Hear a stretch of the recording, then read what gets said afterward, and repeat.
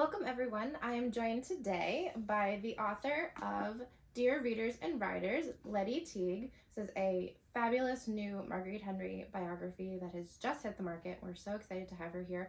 Also joined by our resident Misty and Stormy expert, historian, and all-around wonderful Breyer collector, Renata Adonovich-Shura, and Stephanie Maseko, our VP of Marketing. And myself, Jamie Pakleski. We're here to enjoy the book and get to know Letty a little bit and start off talking about our origin story. Where did the book come from? What was your inspiration for Misty and Stormy? Well, it seems appropriate that my inspiration was an 8-year-old girl. Oh, nice. Horse crazy girl. My good friend Liz Johnson's daughter Samantha, this is 4 years ago, so now Samantha's Sam is 12. But she was, I went over to visit them because I have 2 corgis and they had just gotten a corgi. So it was a corgi fest. But she was reading Misty of Chincoteague, and I said, wow, that's amazing. That book was published in 1947. I read it when I was a kid. How is Sam reading this book? And Sam had just started writing then as well. And she had a Misty model that someone had given her for Christmas.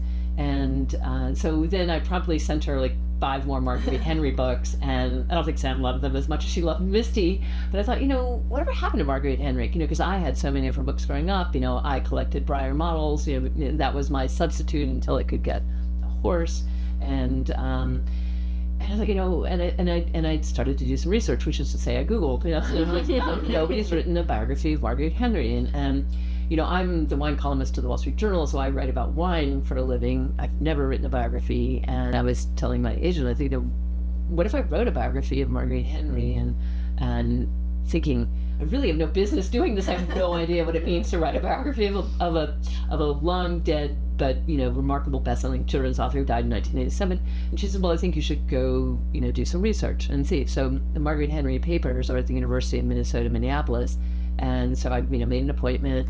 And this was actually February 2020. I also arranged to go to Wayne, Illinois. I started correspondence with the historian Wayne, who then put me in touch with this man, Art Richardson, who lived down the street from Marguerite and was the first person to ever ride Misty. Wow. So Art's like, well, you have to come to Wayne. So I went to Minneapolis, went through the archives, and it was just it was astonishing. These letters, these photographs, the correspondence, the all the research that Marguerite had done. And then I went to Wayne, and Art took me to Marguerite's house. And so I wrote this proposal, and then, that was it. Like, no one was interested in the biography of Marguerite Henry, whoever she was, and no one to remember it. I kept saying she was like the J.K. Rowling of her time. She was not only this incredible, best-selling author, but she was also this remarkable marketer. How she, got attention for her books. I mean, she was the full package. So fast forward, I just kind of let it go, and I went on with my life. And then 2 years ago, I wrote a review of a book called Man Walks Into a Barn by Chad Oldfather. It was published by Trafalgar Square. And he writes Chad, who's a real job as a law professor at Marquette University, brilliant guy, but he wrote this blog for Chronicle of the Horse about being a horse dad. Mm-hmm. And then he had this book coming out, Man Walks Into a Barn. And I loved it because he was such a smart writer. It was like a heartfelt book about fathers and daughters, though. And so when I got in touch with Trafalgar, I said, by the way, I have this biography that I the proposal didn't really go anywhere, and I sort of they'd really like to see it. So I sent it to them, and Becca and Martha, editor and publisher, they said we cried when we read this proposal. This was wonderful. We want to publish this book. And I was like, okay, well, that's what a writer dreams of. And that was 2 years ago. And thus begat, more trips to the university, trips to meet people, more, another woman who lived next door to Marguerite, who's in this, the book as well, Johnny, who's 81 years old and still rides cross country and teaches riding. Oh my God. She was an Olympic alternate. I mean, Johnny is like, okay, wow. The pictures of her in the book, I'm like, okay, Johnny, you're amazing. And I just met these wonderful people who had connections with Marguerite, who had connections with, and long lost relatives, and just all these people that really, really made the book, real in the sense of a real connection to people. And then it was just like, I just started writing, and I decided to organize the book according to the books that I chose that I thought were the most, which many of them, like, are here, or were the most significant, or some, established. Marguerite, brilliant writer she was. And then, of course, the Breyer part of the story, which is amazing, and the fact that, Misty of Chicotique, there's still 50,000 copies of that book published a year, and Misty the model, 1972, right, is still the best. I mean, the fact that Marguerite lives on in this super powerful way, the book and the model, and the hearts and minds of children and adults everywhere. So fast forward, the book came out just in May, and it's been, and I have a lot of travel ahead of me, thankfully, because people do still remember Marguerite, and certainly the books, and certainly the model. I was gonna say, it sounds like she's really taken you all over the country and made some really amazing connections for you. I really have it, and I have to say, at the end of the book, and I say this in the book, I felt really sad, like it's over now. Like, I'm living Marguerite's life. I can't wait to go on and talk about it. So, what was the most surprising thing that you discovered when you were researching? Well, one of the most amazing things that I discovered, as a journalist, by trade, is the depth of research that she did. I mean, the fact that she traveled to post-World War II Italy without speaking Italian, going to this part of Tuscany, Maremma, which in the 50s, it was like the backwater. I can't even think of it. It'd be like going, nobody went there. I mean, people barely went to Italy, let alone to this place. And she was just she was so fearless. And the fact that she went to Skiatook, Oklahoma multiple times. And it was also the local press was reporting on Marguerite Henry and Skiatook, meeting with librarians and looking into, where black gold actually, the grass that black gold would have, touched. And she writes about that. So her attention to detail, and the authenticity, with a little bit, I think she said at one point that I read, she said 90% of what I write is fact and 10% is inspiration or something like that. Which I don't think is quite true. It's maybe more like 80-20, 70-30, depending on the book. But, that she took it so seriously. And I think, like we were talking about, the fact that these books were, they're heart, stirring in many ways, but they're real, because she did all this work. Well, your incredible attention to detail is the one thing that when I got the copy of the book, I cried, and I was just like, this is the book I've been waiting for my whole life. That's a lot of responsibility. It's amazing. It's absolutely amazing. There's so much backstory in there. So much I didn't know, and I've done some research on her, and I was just like, oh my god, I didn't know she did actually own. You have a job and another passion. You devoted your life. You probably found that out. I mean, Renata has devoted a lot of her collecting career. A lot of the book items and books we have here. Well, when I was a kid, I was like, what do you want to be when you grow up? And I'm like, I want to be Marguerite Henry. Didn't quite work out, but you're pretty close. Yeah, you're as close as you can get. Do you have a favorite story, Renata? Oh, Misty. How many times have you read Misty? I couldn't tell you. No. Probably at least 20, at least. And now I'm all involved with the BB Ranch and all that, so that's my heart is there. I live 8 hours away from where I want to be, actually. I mean, Marguerite Henry was life-changing for you in a lot of ways. Absolutely. Yeah. How old were you when you read Misty, when you first read it? Oh, I think I was about 7 when I read Misty, and then we had an assignment at school, and you had to choose an author to write to, and I was like, I hope she's alive, but the teacher was like, yeah, no, we can write to her, and she wrote back. I have my gold card. It's just the love. I read all of her books. So that was an amazing thing, to go to the archives and to see all these letters, all these photographs, this little school photograph, and the fact that she wrote back to tens of thousands of children, right, in a way that it just, I was like, yeah, sure, I'll write to her. She's not gonna hear back. Sure enough. Yeah. I think you said earlier that, having Misty was your way of being involved in horses. It was until you could experience the real thing. So the model came first for you, not the knowledge of Marguerite Henry. Do you think that's still applicable for a lot of fans today, I would imagine? I mean, I think it's amazing, because I think about, when back in the day when I had my model horses, I went to enter the shows with the photographs, which they tried to explain. Yeah, I had, and a friend of mine was explain how to do it. I still have pictures of me setting up like, you know, the barn and the lake, and to try to then explain to somebody who's not in that world, like, well, you take a photograph and you enter a self-addressed stamped envelope and you send it off and you enter it in a class. And I'm like, really? But it's like when you're in that world, it's like, well, you know, if you cut the grass better, it's like, now of course I do that even now. Or every online photo show, you should enter. I get to do that for work. I wasn't that competitive back in the day when there was it's competitive. Oh, you'd be sitting there waiting for the bell. You want Exactly. Yeah. I got a ribbon. I know that was. I mean, the fact that. I mean, let's even now, because I finally did grow up and have some horses, but the fact that horses are so inaccessible for so many people, you know, I mean, it becomes so expensive. It's like college, you know, like everything has become so expensive. But you can have that dream, you know, with a model, and you can have all of that, you know, same. I think it's, you know, and look, you can have all that same emotion, you know. And I think that. So of course it continues, right? I mean, Yeah. Show of hands. Who had the model first? Oh, I did.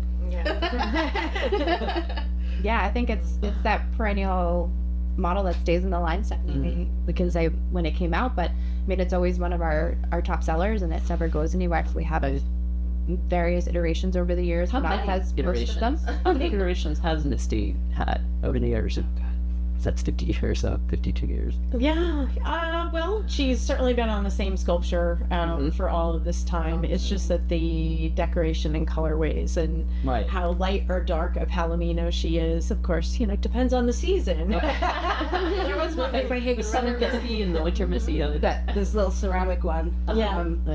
And then also the little stimulate ones, which Right, were recently stimulate. made. Yeah, we've made, it's funny, I was looking recently how many characters of Marguerite Henry's that we've made, and it is over a dozen. When I think about even the our first pony, which was a flocked set with, was it Joey and Joey's cart? Yeah, Okay. and all of that, which was really cool. And then Bonnie Shields with Brown Sunshine, which was really neat. Right. And, but yeah, thanks to Renata, she brought her collection of all of the characters, some books and packaging, and so beautiful. King of the Wind was also a favorite of mine. That was, you know, Sham, and then how Rich Rudish brought the model to life, I think has inspired a lot of kids to also want to learn more about the story. Right. Sham, Lady Roxana, and all of the characters. It's very, very fun. And I love that, I remember because I bought Bridie when it came out, the decision to make Bridie sitting, you know, like that was ever a discussion, like, you know, making Bridie sit down rather than stand up, or was that, I was curious, like, you know. I would imagine it was based off of an illustration. Yeah. Yeah, Right. and that's why too, like Misty with her coloration, she actually didn't have a single, the real Misty doesn't have that eye patch, right. but Wesley Dennis on the cover of that book made an eye patch. So it's really funny because, you know, sometimes illustrators take a little bit of a, you know, artistic license, and then Breyer at that time followed, but all of the models would have been approved by Marguerite. And so she was obviously very pleased with them, and it's really amazing. One of my favorites is the story of Wild Horse Annie and Mustang. I think that was really that captured my imagination and really made me aware of wild Mustangs that run wild all over the country. Right. And affected a powerful change, you know, powerful lobbying force, and really drew so much attention. I remember Marguerite was writing letters to children, writing back to children saying, this is how you can get involved to help save the Mustangs. And I love that she was like galvanizing them to action. You know, it's like, it's nice you read the book, but you know, you can help save the wild horses. And that really was really significant in passing the Wild Horse and Burro Act. And her first, you know, that was the first story that she told of a living person too, right? And I think that was it to me in just doing the research of that, and the fact that, you know, she really, you know, that she spent so much time with Annie, and then the burden of like telling it, you know, telling her story, because she was a really good writer herself, you know, and she was a very effective writer, to then, you know, say, okay, I've told your story, and this is, you know, I think of it, you know, and then of course the two women, you know. had to forge this great friendship. I wouldn't want to tell someone's story that was still alive. Well, see, like she made friends with everybody. This is true. This is true. Do you think she'd be writing the same kind of books today?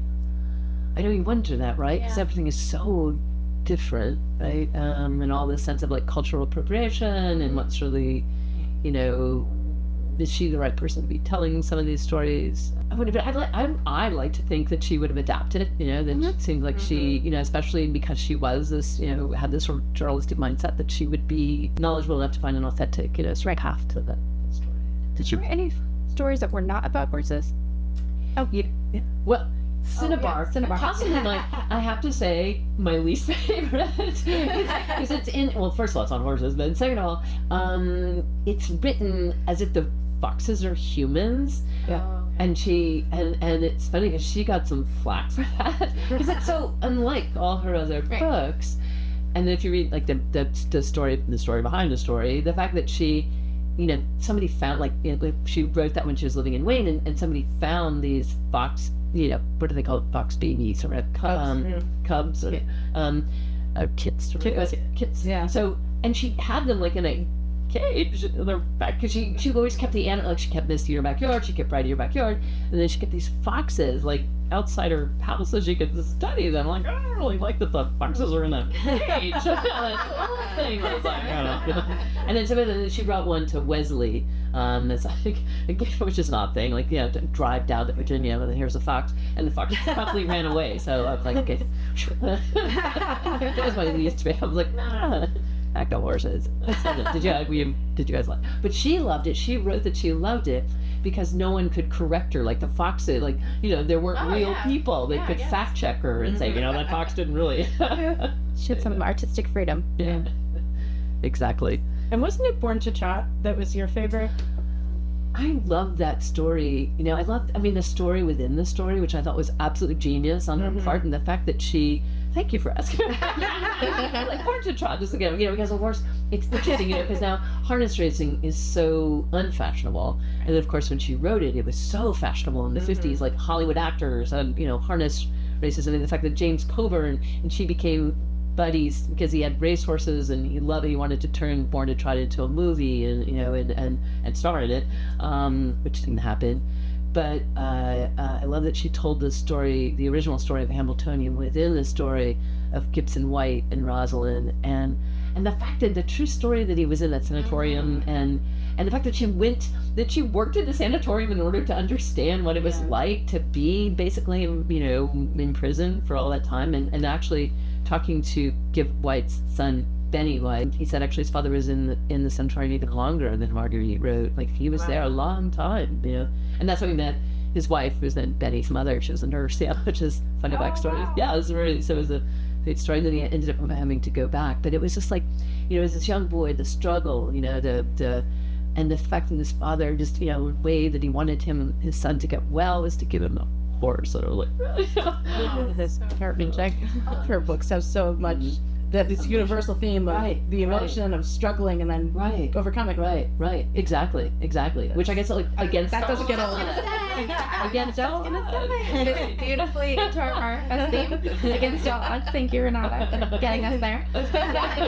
That's kind of the stories that we're hoping that everybody takes away from the weekend. Is just it's not you have a story to tell, but that part doesn't define you. It really is everything that happens after that chapter closes, and how you grow and how you learn from that, and how you move on. And that's what we're looking to focus on with a lot of our entertainment and guests for the weekend. Is, you know, it's a chapter, you know, to book speak. It's a chapter in their lives, but it's not their defining moment. I don't think, like, Black Gold, you know, I mean, a lot of the stories in that, you know, Rosalind, you know, winning, you know, the Hamiltonian, I mean, you know, Mustang, of course, I mean, all of it, right? It's just, because what greater satisfaction is there than to experience hardship and struggle and to succeed, even if it's not in the terms of the world, but the terms of, you know, your own satisfaction. And I was surprised to learn that there were only 5 movies made. 6. Yeah, right. Her books are so amazing. I think they all should be made. So many of them came close, like the Born to Trot, and then King of the Wind kind of, you know, never really was never really released in America. It's interesting that they had so much trouble translating over to the screen. Yeah. Cinnabar, on the other hand, I never All did. those spots, right? So that would have been interesting. That would have been a Disney movie, I guess. Yeah, especially if they're talking. Renata, I know you had a lot of notes and a lot of questions while you were reading the book. Is there any burning question on your mind that you'd love to have answered? Covered a lot. That's the book you've been waiting for your whole life. Yeah. I do think that Marguerite Henry is overlooked by critics today. I mean, Oh, I know absolutely. Misty gets a lot of copies of Souls, but Yeah, it's astonishing to me to say Marguerite Henry, and the only way I found that anybody knew what I was talking about was to say Misty Critique. And I'm talking about booksellers of children's books too, which that was really surprising. I wonder if J.K. Rowling is going to have the same 50 years from now, you know. But it's interesting because I think all of us here in this room, I think that she transcended her time, and I think the books are proof, and the models are proof, and that I think, I mean, I hope this biography, not just telling the story of Marguerite, but would bring more attention to her books, because there's such marvelous works of art, really. yeah. And sorry. Yeah. The books the ideas that she was always thinking about. Right. Did you ever think that maybe you could take one of those out? That's such a fun question, right? You know how hard it was to get that. Go into another field that I have no business being in. Thanks. Which one did you read it? Because she had so many ideas, right? Were there any ones that in reading that you said, "Oh, I wish she in the Blind Mirror story or Stay Late," or I do like the Stay Late story, but I mean, I love Secretariat, so it would be nice to have the Margaret Henry version as the Secretariat story. Right. Is there anybody you think that could do it? Are there any authors that are writing?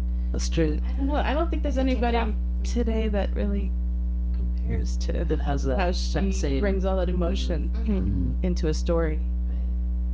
Project for 2025. There you go. Was there a Secretariat model? Yeah. Yeah, we have, well, last year was the 50th anniversary of Secretary. Oh, right, Triple of course. Crown win. That's right. Yeah. Right. But along with Misty, funny enough, Secretariat is one of what we call our evergreens. Mhm. It's been in the line since mid-'80s, I think it is. And is one of the most recognized names, of course, Right. into sort of a Right. course enthusiast. Right. They know Right. Secretariat, they know Misty. Right. But the one thing I was going to say about Marguerite's sort of legacy is that the fact is, whenever we want to pair a model with a book, we just recently did for our Vintage Club a San Domingo model with the book about San Domingo, and it's still being published. Like pretty much any title we look for, the publisher has it ready and available and ready to go. So to me, that's actually pretty amazing. Right, Like there are right, so many right. books of hers that are easily available Right. at any time. And that Simon & Schuster reissued these beautiful hardcovers that they found that they reproduced the art of the originals, and the hardcovers are really beautiful. I mean, the softcover is nice, but the hardcover, it's like it I think pays proper homage and to the originals. But I know that there is an anniversary edition coming out in September of Misty Ocean Critique to celebrate the anniversary of the paper edition, and then they were talking about maybe a leather-bound special edition, which I think that's kind of not out there. So, like, That'd be great, because then it can bring attention to the BB Ranch that has Right. been saved. exactly. I was going to say, actually, did you want to give a little bit of an update on what's happening with BB Ranch? Obviously, you're intimately involved and have been for a long time. Yeah, last year in March, the Billy Beebe and his family decided to sell the ranch and really wanted to go to the Museum of Chincoteague. And so with a huge fundraising effort, it was really grassroots. Right. And the entire amount was raised, and the property was purchased in June. And since then, I've been on the BB Ranch committee and just kind of throwing out ideas as to how we want to integrate it with the museum and how people can visit it, how the space can be used. And also there's hope that the barn that burned down in, I believe it was 2018, the original barn that Misty had lived in, there's a hope to rebuild that. Yeah, so that'll be the next fundraising effort, and hopefully we can open next year. And I mean, there are tours that are happening, but you can't get inside the house just yet. And there are 2 ponies that live there, and so they're highlight of the visit there. And so it's saved. It's amazing. I couldn't imagine if that went to developers. Just can't imagine. So it's wonderful. It was astonishing that the outpouring and the grassroots of the fact that it was just so many small donors. I heard from so many people. I was selling. I had some vintage pencils and stuff that I was just selling, on Facebook, and I had so many people like, I used to go to pony penning in like the 60s, and it was like great, and they were just like, I had no idea that the farm was still there, and so people remember, and You did a ton of promotion and mentions to get the word out to everybody. You were integral in getting that right. Say that with clanging. And isn't next year the 100th anniversary of the pony swim? yes, it is. So 2025 is a big year as well. An auspicious time to reopen. Right, exactly. Yeah. So if you need to go down and be there for pony Give me a call.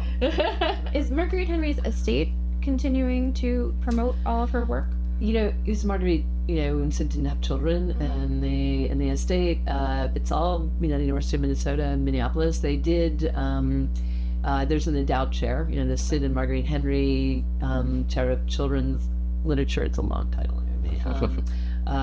So there's an endowed chair, but she didn't specifically say it, to the best of my knowledge, from what I recall, because there wasn't any kind of specific designation of what because they're obviously still earning royalties, for the books. It's just all going into the to the university, and where exactly, I didn't really delve that deeply into it, but there are no heirs, so it's the university. Just trying to imagine it's a pretty tidy sum. Yeah. So I'm actually going to make a presentation there in October. Okay. So when you're talking to different universities and whatnot, what kind of topics are you focusing on with the book? Is there specific, just presenting the book in general, or do you Well, this is just the beginning. tie it So down? What are your hopes and dreams for all of your talks? well, Minnesota is really, at this point, the only one, because it's where all her reports are. But I'm going to the the National Sporting Library Museum, going to the Morgan Horse Stud Farm, like UVM, in August, going to the Racehorse Hall of Fame, National Racing Hall of Fame in Sarasota in August, Harness Hall of Fame in Goshen in July, when they have the historic Goshen meet. Let's see, there's something. I'm going to a hunt club in Chagrin. I'm trying to think, as it sort of stretches into, and then Equine Affair, in November. And there are 2 more things I can't think of, but so mostly like very horse centric. Yeah. That's an exciting tour. It really is. It's get like, to see some how amazing better stuff. to do. Yeah, and it's bringing you horses. to each of the, Right. some of the areas with the, where the books were. Right, exactly. That's right. Exactly. And I hear they have mortgage horses for sale at all times. Oh, boy. Bringing a trailer with you. You just showed up in my bag. Just around. Raise my hand at north. I meant to sneeze. Right. I ended up hitting on that.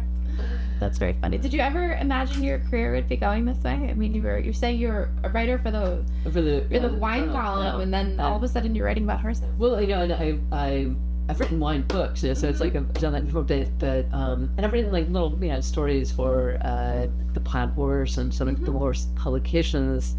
Those were more autobiographical when I was until recently writing, but and interviewing people. But this was just really it was such a particular book, because I mean I cared so much about Marguerite and also getting it right, and getting and so much about her books and so much about influence.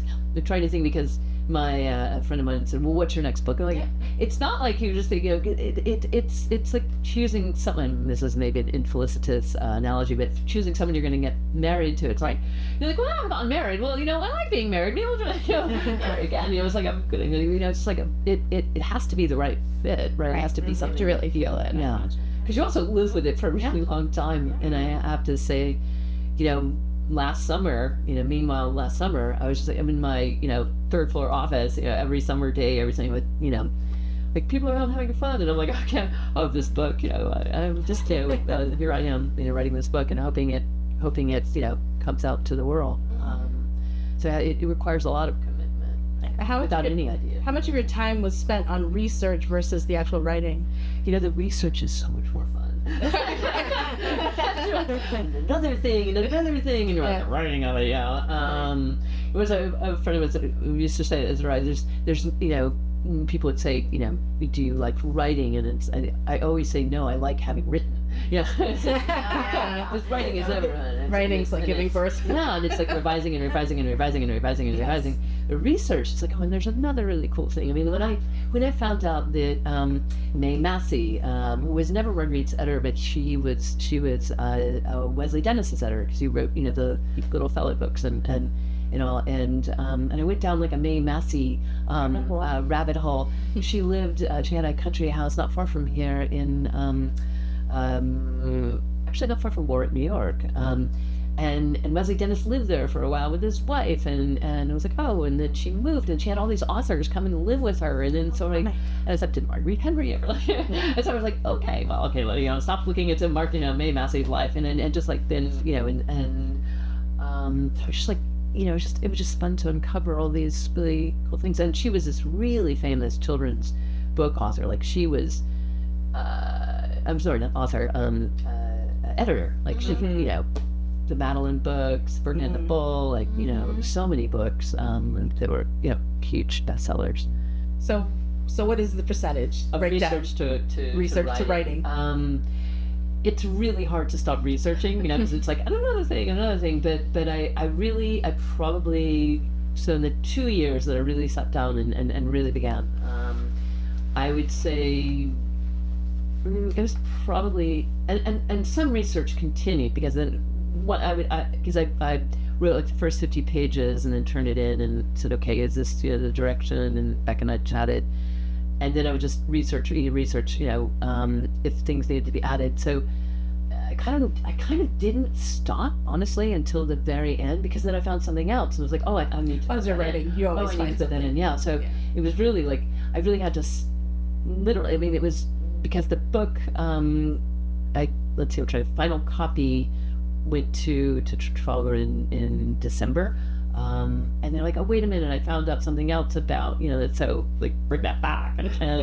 So it kind of doesn't, I'm sort of doing it simultaneously, because, once you have a deadline, and since I write a weekly column, it's like, I'm very deadline oriented, but it was like, once I had a deadline, I knew I had to get the vast majority of it done, so I'd say probably like a year of really writing, but it was also it was really like 2 years of research, because it was really just, ongoing. Sounds like a dream. I know, 'cause when you're researching something you really care deeply about, right? It's like, don't make me stop. No. Go sleep when you sleep. Yeah, right. More to read, covering more things. Yeah. Stephanie, in the model production, how much did you refer back to the books, or the artists over the years? Do you know how much they referred back to the books for their inspiration? Well, The photos. yeah, I would think from photos and illustrations, we did find right in the beginning of Breyerfest that there is him sitting, so clearly that was the inspiration for the model. But over the years, as we've created the different characters, we have referred back to the books. And a lot of the illustrations inside also for the character, and really trying to understand if we're going to, say, take a model like San Domingo has been on 3 different Breyer models, 3 different sculptures. So we would look at the illustrations and say, okay, what sculpture would really bring this character to life? So that's been fun over the years. And even the same thing when we were doing the little Misty and Stormy stablemate size. trying to look at what would be appropriate for those particular characters. Right. But the great thing about being able to bring these horses or these characters to life is that kids today are learning and reading these stories for the first time. It's always being introduced to new generations of kids who may not have exposure to real horses, really. Right. So they may not be able to take lessons yet because it's too far a drive, or maybe their parents, can't afford it or what have you. But we still get letters, literally handwritten letters with illustrations and whatnot from kids who are just, I just read Misty, and I had gotten the book and the model is a gift, and now I'm really into this, and can you make Justin Morgan, and can you make these other characters and bring them back? So we do that on occasion, where we bring back different horses and characters in her books, which is really fun. So you've become the substitute for Marguerite Henry? Right. Big shoes.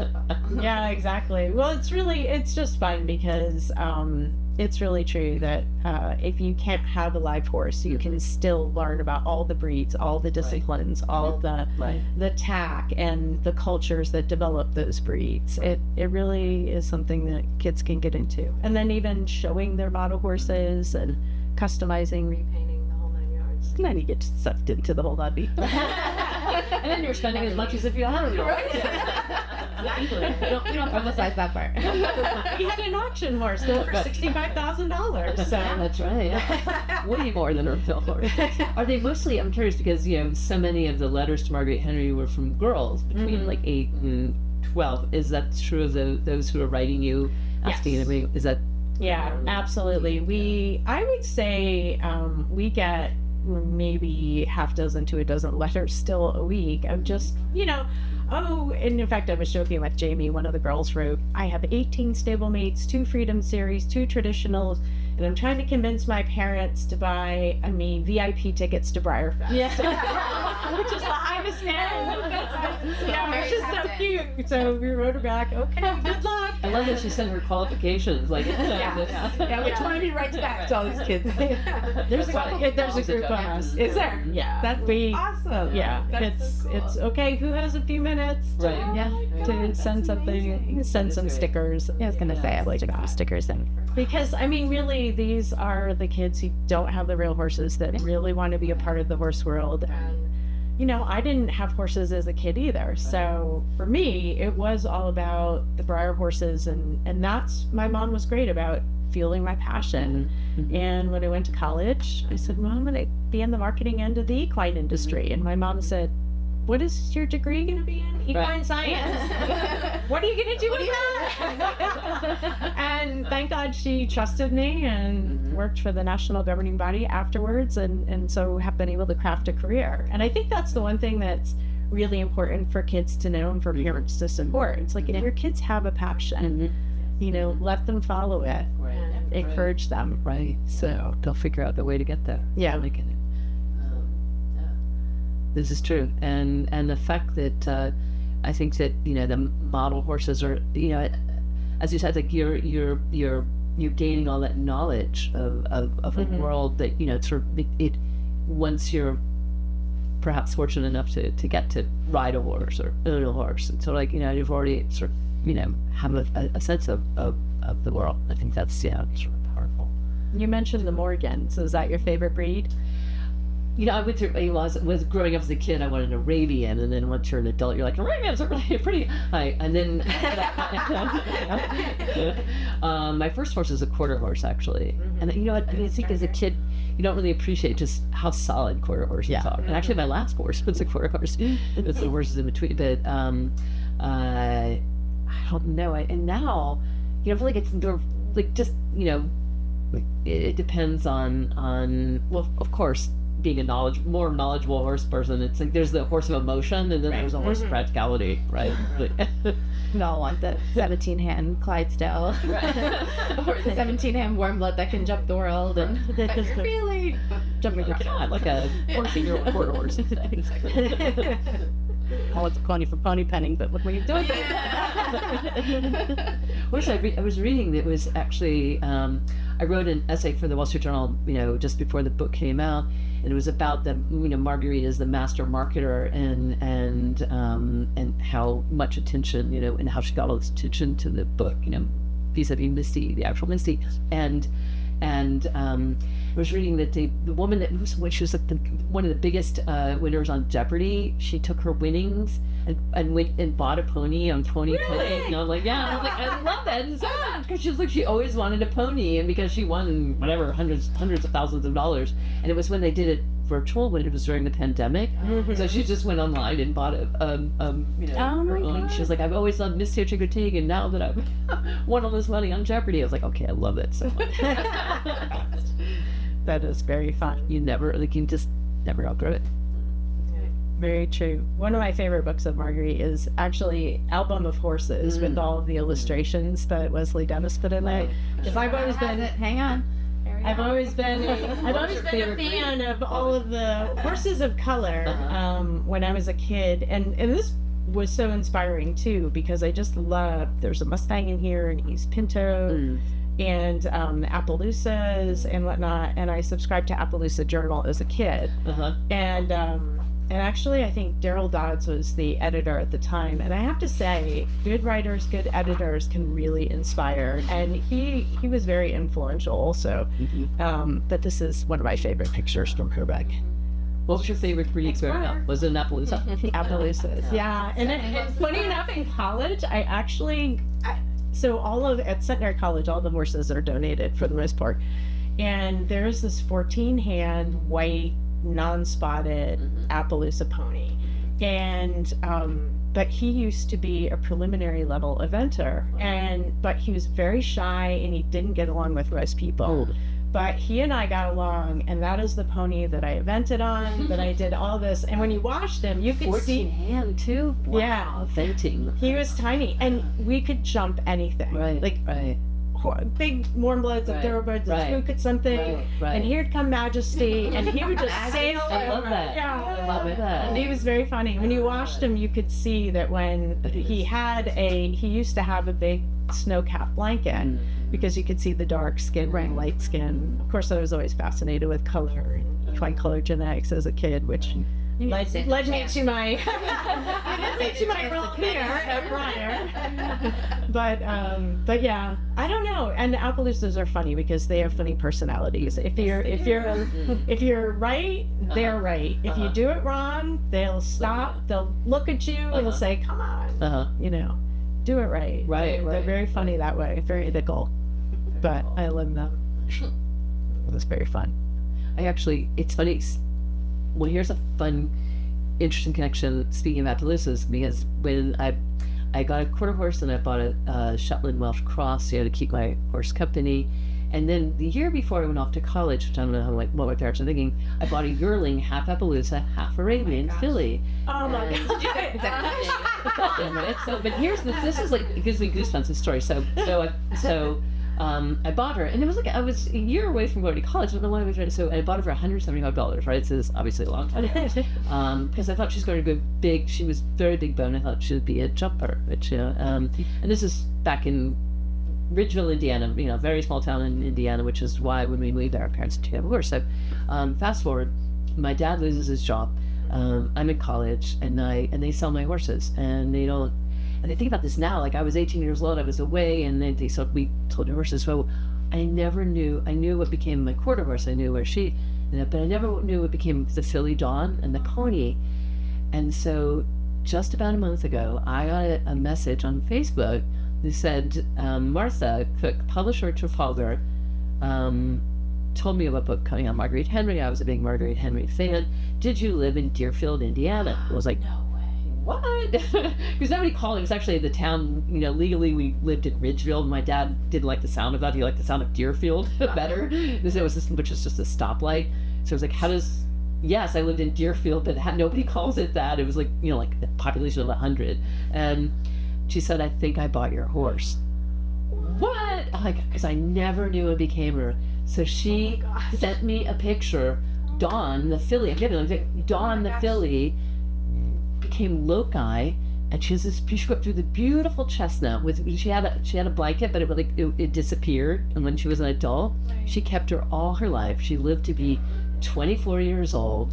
So if it wasn't for Marguerite Henry, if I hadn't written this book, then Martha, she wouldn't have known Martha, she wouldn't have written the book, and I would never have known what became of my horse Don, low key. That is amazing. Isn't that? I was like, thank you, Marguerite Henry. That was a. It's like one of her book endings, right? Exactly. I was just thinking, it's like one of the tragedies in Marguerite's books. Right. And oh my God, that is so cool. So. Well, there's another book you could write.